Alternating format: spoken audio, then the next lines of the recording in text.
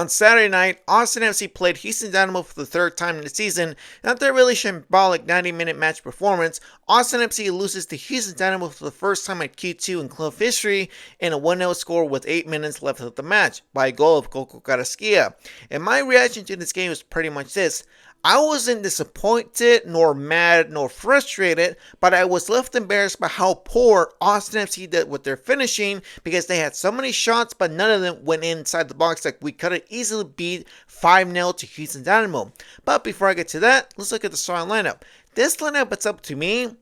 It was okay to interesting to somewhat solid because we do see a different formation, the 4-2-3-1. We do see Brendan Heinzike is back after serving suspension and missed out the game against LAFC. He is being paired up with Julio Cascante, sparked up on the bench as well with Leo Weissen. Then our fullbacks, we do see Guillermo Biru start on the left side, but after being ruled questionable after suffering a right ankle sprain, we do see Mikel Dessler get the start and starts on the right side as the fullback. So these two players, Mikel Dessler and Guillermo Biru, I have my full trust. The two pivot midfield players, Alex Green, my captain, get the start.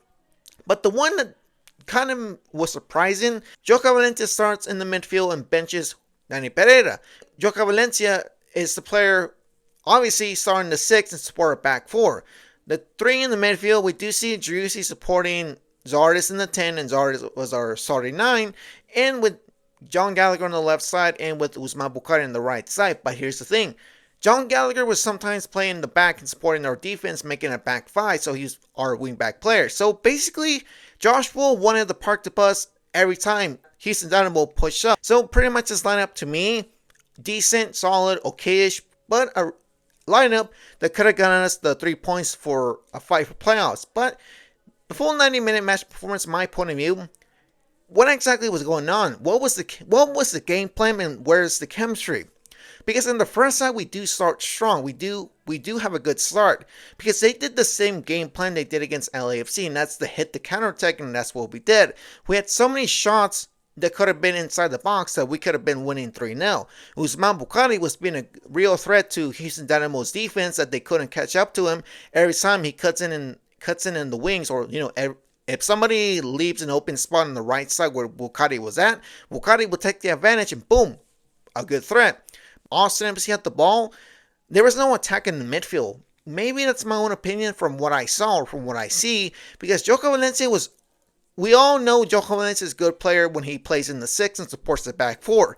I feel like Valencia shouldn't have not started because with Valencia, he doesn't allow no one push in the midfield, create an attack. What we did in this match, we relied too much on the wings. I would say there was 2 good chances to open up the score. One came from Driussi, who gives a good pass to Alex Ring inside the half circle. A chest pass to Jazzy Zardes. Zardes could have opened up the score, but his shot is way off. Then another sequence was John Gallagher beats this man in a 1-1 sequence by dribble. He beats him in the left side of the box of Houston Dynamo, but he does a good shot in the air, or passing the air to, I believe, Dessler or to Alex Green, that both of them miss it, and Osman Bukari is right there on the right side, but his shot is way off and hits the net of the goal. So basically what we're seeing is that Austin FC was doing a good job on the attack. With, like I said, their game plan hit the counter attack. But here's the issue now with our defense. No issue, it's just the issue was that Mikel Dessler had a really ish game, I would say, because sometimes he will leave his space open and give any player from Houston take advantage. Dessler sometimes did regain that confidence. I would say that our defense stood strong. A good impression. The player who did a good job on the defense was Julio Cascante. So defense stood strong. Defense was the reason why we were tied at the half. Second half, we bring in Dani Pereira, opened the midfield for us by giving us good service, good chances, and good attack in the midfield by winning the ball every time with Alex Ring as well. And you can tell that Austin FC was doing their best. They were doing the same game plan that they did in the first half, but at that point you can tell that Houston they knew what our game plan was now, and you can see everybody was just stayed in the back inside their box, and you can tell that at least 2 to 3 players from Houston Dynamo in Austin FC's own box. You can see at least 9 players, maybe 7 or 8 from our squad was inside Houston's own half, and with our 3 in the back, it's a problem for us. So when Danny Pereira comes in, he improves the attack. This is one that doesn't make any sense to me. We sub out Mikel. Not Mikel. Well, we do sub out Mikel Dessler for Owen Wolf. Like, that doesn't make any sense, but you can understand it does, because Dessler doesn't want to risk more of his right ankle because it's still a sprain, I guess. But the one that didn't make any sense to me is Jaleo Brian for Usman Bukari. I would have at least taken off John Gallagher, because at that point Gallagher was already tired and gassed out because he was running back and forth from being a winger to a wingback, basically a wingback player. But with Jaleo Brian and Usman Bukari both had a good performance against LAFC on Wednesday night. Those two were a big threat on the wings every time. But with Usman Bukari, here's my issue about Joshua using him. You bring in a player who's worth $7.2 million to improve the attack. Usman Bukari doesn't do for us. I don't blame Osman Bukari. It's not his fault. He's not having a good start, but like I said, I don't rate this first season for him or this half season. I will focus more on him in 2025, since that's the full picture show, much like with Driussi. With Osman Bukari, the way Joshua has him is that he is forced to follow and understand what wolf ball is. All we see from Osman Bukari was that he basically plays too much on the wing, and he just does a lot of crosses in the air, or just a lot of crosses in general, because you don't bring a $7.2 million player to do that. You bring him to just be a threat, like, cut in those open spaces, be a player in the midfield, use them in the 9, because that's the thing. Osman Bukari plays in the 9 as well, like he was, I believe, with Red Star Belgrade back in Serbia. It's so sad to see that our player, who's worth that amount with $7.2 million, is being wasted by Josh Wolf. If it was a different coach, Osman Bukari could have been, carrying us until the playoffs, or if we made playoffs this season.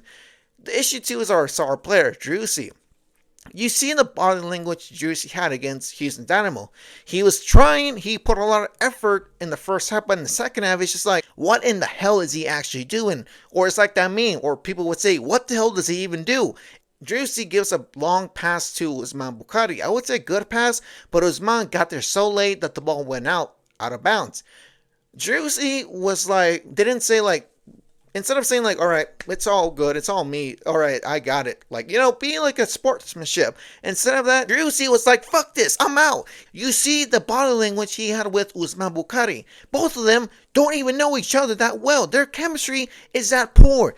I would say that his ego got the best of him this season, because you're supposed to lead by example to every player in the squad. Alex Ring is our captain, obviously. He wins the ball by good pressure against the Houston Dynamo defender. He gives it to Jaleo Brian. Brian toe passes back to Alex Ring. We know that Alex Ring has a good foot that he could have shot outside the box on the right side. But this is the part where the ideology of wolf ball gets to them.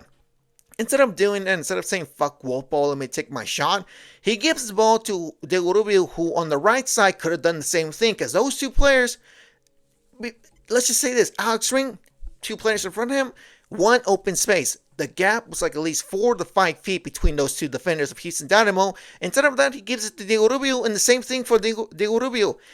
An open gap, at least 3 to 4 feet. He could have shot from that side. Both of those players could have at least taken a shot and attempt a goal. But no, instead of that, Jaleo Brian, Jaleo Brian, I like that from him this season. He cuts in and boom, his shot is just stopped by Steve Clark. This is the problem too I had about this match. Our best player is bench, and who's that? Jaleo Brian, who has 7 goals, 2 assists with Austin FC. He is by far the best player we have this season, best improvement than what Rigoni. I'm going to say this hot take. Jaleo Brian is a far better player and far better upgrade than Rigoni and Redis as of now, because we have to wait until Osman Bukari in 2025. Alexander's fucked up. I want to see more of him like this, more him in 2025, because 2 games doesn't prove me well, doesn't demonstrate that he is our player, our best CB when you have 2025. Like I said with Usman and Dessler, Usman is having like a halftime picture show. We want to see the full picture show of Spaktov, so let's see what happens. But later on, what happens to them by missing those shots on goal bits them right in the ass. We still see Houston Dynamo win a corner kick. What happens is that Austin FC is the only team, or probably one of the only teams, who has never allowed a set piece go in as a goal. Well, that jinxed them because look what happens. Owen Wolf loses his man or doesn't pressure Coco Carrasquilla. Coco Carrasquilla does a good bicycle kick that Stuber has many people in front of him. He doesn't react to it or gets there late, and boom, Houston Dynamo is winning 1-0. This is probably the worst feeling to say this, or probably the worst moment, because Houston Dynamo advances to the playoffs with this win against Austin FC, and that seals it. Austin FC loses to Houston Dynamo in a 1-0 score. But in general, this game itself, to me, a lot of questionable things was to ask around.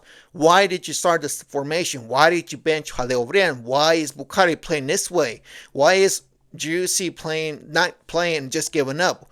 Why aren't we making playoffs? Like, there's a lot of questions, a million questions with sub questions that have to be answered, right or wrong. It's just this season itself, to me, really shambolic. The goal to 9th place is just on the edge now. It's hanging by a thread because if we lose to RSL on Saturday night, that means we're mathematically out of playoff. I won't put the blame on Josh Hope. Surprising I'm saying that, but I could be the first to say is that this game was on the players. They didn't know how to finish their dinner by scoring those attempts and goal. So many chances, but where exactly is the finishing? Austin FC loses to Houston Dynamo for the first time in club history at Q2. We lose points. We drop to 11th place. Still have a chance to fight for playoffs mathematically, but like I said, if we lose to RSL, we're done. Season is over officially. But if you guys understood this video, I did my best. I know I ramble a lot, but I just wanted to vent about how bad this game was from my point of view. Team showed a little bit of effort, but gave up towards the second half. I would say our defense stood strong. They did their best until the goal was scored by Coco Carrasquilla. But again, like I said, hope you guys understood this video. My name is Vanilla Mexican 17, and I'll catch you guys on the next one.